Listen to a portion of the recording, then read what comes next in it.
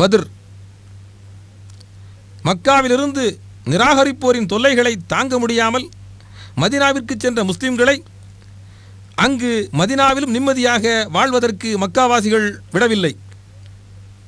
முஸ்லிம்களை அடியோடு அழிப்பதற்காக பொருள் சேர்த்த பிறகு அபூ சுஃபியானும் அவரது குழுவும் இந்த மணல் குன்றிற்கு அந்த பக்க வழியாகத்தான் மக்காவிற்கு திரும்பி சென்றார்கள். மக்காவிலிருந்து வந்த ஆயுதம் தாங்கிய 1000 குறைஷி படையினர் மதினாவிற்கு 80 கிலோமீட்டர் அருகில் இந்த பத்ர் என்ற இடத்துக்கு வந்தபோது முஸ்லிம்கள் தங்களை தற்காத்து கொள்ளும் சூழல் ஏற்பட்டது.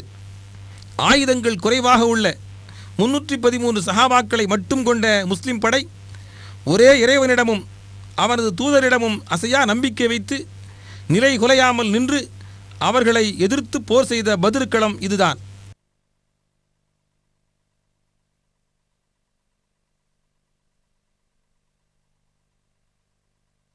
உண்மை நம்பிக்கைக்காக நடைபெற்ற அந்த போரில் இரத்தம் சிந்தி வீரத்தியாகிகளாய் சொர்க்கம் புகுந்த 13 பேர்களின் அடக்கஸ்தலங்கள் இந்த சமவெளியில் தான் உள்ளன. அடக்கம் செய்யப்பட்ட கபறுகளை கட்டி எழுப்புவதும் அடக்கம் செய்யப்பட்டவர்களை அழைத்து பிரார்த்திப்பதும் இஸ்லாத்தில் மிக கடுமையாக தடை செய்யப்பட்டுள்ளது. பத்ர் தியாகிகளின் பெயர்களை கூறுபவர் பத்ரின் காவலர் சையது உசேன் ஃபர்ராஜ் ஆவார். سعد بن خيثمة، صفوان بن وهب، حارث بن صاغة، مبشر بن عبد المنذر، ذو الشمالين بن عبد عمرو، مهجع بن صالح، عاقل بن البكير، رافع بن المعلى، عمير بن الحمام، يزيد بن الحارث.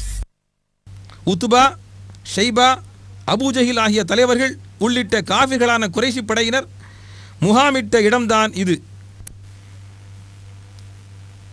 நபிகள் நாயகம் ஸல்லல்லாஹு அலைஹி வஸல்லம் அவர்களுக்கும் முஸ்லிம்களுக்கும் கடும் எதிரியான அபூஜஹில் 2 அன்சாரி வாலிபர்களின் கைகளால் கொல்லப்பட்டது இங்குதான். அல்லாஹ்வின் கட்டளைப்படி ஆயிரக்கணக்கான வானவர்கள் வானிலிருந்து இறங்கி வந்து முஸ்லிம் படையினருடன் இணைந்து போரிட்டனர். பெருமானாரின் தலைமையில் முஸ்லிம் படை இங்குதான் முகாமிட்டிருந்தது. முஸ்லிம்களுக்கு போர்க்கருவிகள் மிக குறைவாய் இருந்த போதிலும் குறைஷி காஃபிர்கள் போர்க்களத்தை விட்டு ஓடிச் சென்றனர். இறைவன் உதவியினால் பத்ரில் முஸ்லிம்கள் வெற்றி பெற்றார்கள். மஸ்ஜிதே ஹாரிஸ் என்ற இந்த பள்ளி உள்ள இடத்தில்தான் அன்று பெருமானார் ஸல்லல்லாஹு அலைஹி வஸல்லம் அவர்கள் முகாமிட்டு தங்கியிருந்தார்கள்.